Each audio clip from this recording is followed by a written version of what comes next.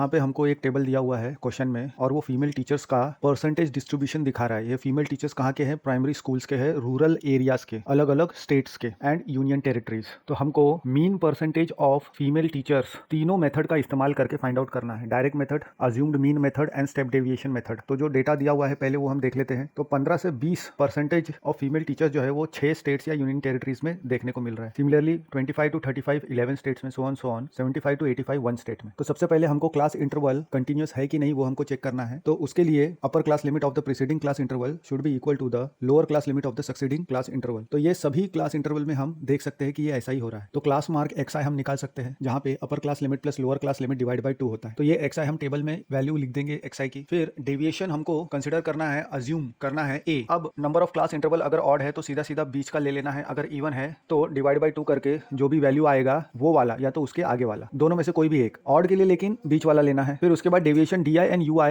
हमको DI is equal to XI minus A लेना है and UI is equal to XI minus A upon H, जहाँ पे H क्या है? Highest common divisor of DI। Percentage of the female teacher दिया हुआ है, लिख लिया। नंबर ऑफ स्टेट्स जो है वो लिख लिया। फिर XI निकालेंगे, upper limit plus lower limit divide by 2, यानी 25 प्लस 15 पहले क्लास इंटरवल के लिए डिवाइड बाय 2 करेंगे 20 मिल जाएगा। देन दूसरे क्लास इंटरवल के लिए 25 प्लस 35 डिवाइड बाय 2 करेंगे तो हमको 30 मिल जाएगा। अब हम देख सकते हैं कि क्लास इंटरवल्स कितने हैं? टोटल 7 है। तो सीधा सीधा बीच वाला 50 XI हमको ले लेना है। तो 50 को 20 से माइनस करेंगे तो माइनस 30 मिलेगा DI। देन 30 में से 50 माइनस करेंगे तो माइनस 20 मिलेगा and so on. And UI is equal to DI upon H। अब हाईएस्ट कॉमन डिवाइजर हमको DI का क्या दिख रहा है? 10। तो 10 से माइनस 30 को डिवाइड करेंगे तो माइनस 3 मिलेगा। 20 को माइनस 10 से डिवाइड करेंगे तो माइनस 2 मिलेगा। माइनस 10 को 10 से डिवाइड करेंगे तो 1 मिलेगा एंड सो ऑन। तो FI XI हम निकाल लेंगे respectively and summation of FI XI निकाल लेंगे। देन FI DI निकालेंगे and summation of FI DI निकालेंगे एंड FI UI निकालेंगे, समेशन ऑफ FI UI निकालेंगे, क्योंकि तीनों मेथड से हमको करने के लिए बोल रहा है। तो समेशन ऑफ फ्रीक्वेंसी हमारा 35 है, समेशन FI। अब डायरेक्ट मेथड के लिए हमारे पास फॉर्मूला है, तो x बार हमको मिल रहा है summation FI XI upon summation FI। तो समेशन FI XI की वैल्यू पता है, समेशन FI की हमको वैल्यू पता है। तो x bar is equal to 1390 upon 35 यानी 278/7 यानी 39.71 हमको मिल जाएगा। Now using assumed mean method, तो उसके लिए हमारे पास फॉर्मूला है x bar is equal to A plus summation FI DI upon summation FI। तो वैल्यूज पुट करेंगे तो हमको x bar is equal to 50 plus 360/35 यानी 72/7 यानी 50 माइनस 72/7 हमको कितना मिल जाएगा? 39.71। अब क्योंकि सभी